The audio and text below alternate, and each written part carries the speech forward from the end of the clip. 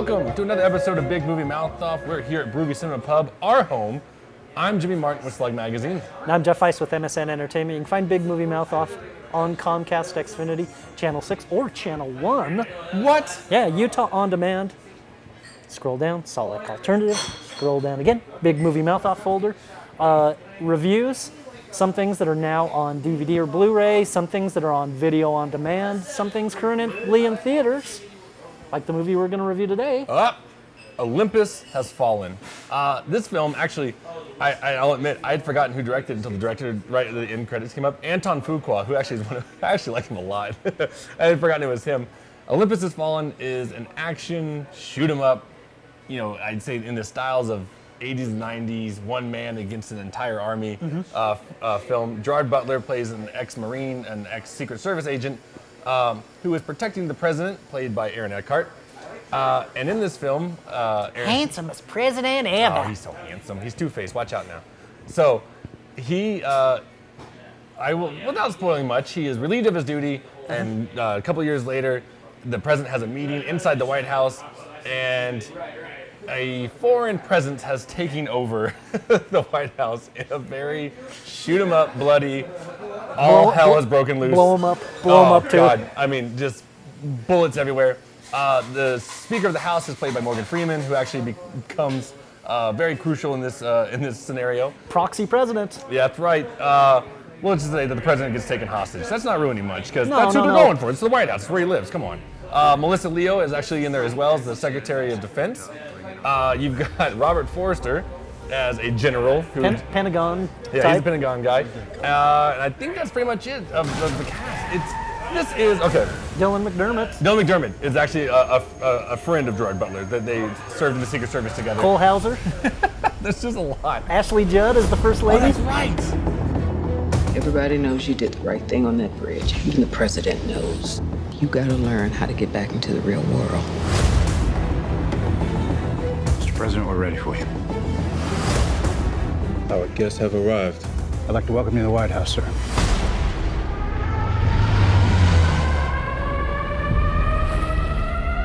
Sir, there's been an intrusion. Let's go. Move. Get out of the way! Go back! Give me the Pentagon on the line now. Olympus is falling. Olympus is falling. Mr. Speaker, you are the acting president. I want to speak for the Russians, the Chinese, the British, and the French, in that order. If you attempt to retake this building, I will execute Your commander-in-chief. Oh my God. We have contact from inside the White House. Identify yourself. 309er. Jesus, Banning? Is this the same guy that was removed from the president's detail? He is ex-Special Forces. 40 commandos breached the gate, 28 are left. Can we trust him? With all due respect, I'm the best hope you've got. Abort! Abort! We're talking about the safety of the President of the United States. We're talking about a hell of a lot more than that, sir. Okay, so in this film, like I said, it's probably one of those basic plots you can get. And should we say who takes over it? That's not really a secret. It's the Koreans. Yeah, It's the Koreans take the over. North Koreans. Well, kind of the North Koreans. Yeah. They're kind of. They're a terrorist group. This film, and I know we both agree on As this. compared to, let me just say, as compared to the ballless recent remake of Red Dawn, Yeah. which changed from Koreans. Yeah.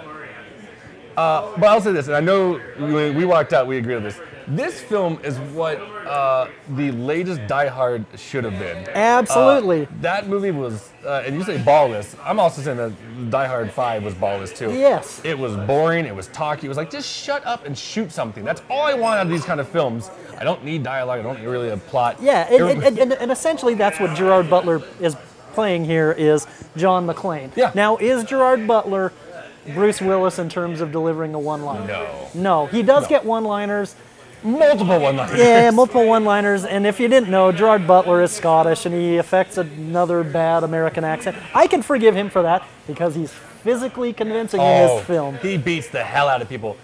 Stabs him in the head. Right in the brain. Right in the brain. Shoots him in the head. I've never seen some people get shot in the head point blank in my life. Absolutely. And if you're a fan of Zombieland, you'll be a fan of how this film double taps victims. Yeah, there's a lot of double When they're tapping. down, they shoot them again to make sure they're I'm not dead. dealing with you. Yeah, but there's, I mean, and it's just, it really, it takes maybe 15, 20 minutes to really get the action going. But when it starts, yes. it does not stop. Yeah, I swear. This film does start slow, and you might check your watch a couple of times. Go get some popcorn. You're fine. You're not going to miss any plot details. No, because they'll fill you in. And the film, to be honest, is filled with some very expository dialogue where they have to keep explaining things, even though it's perfectly clear.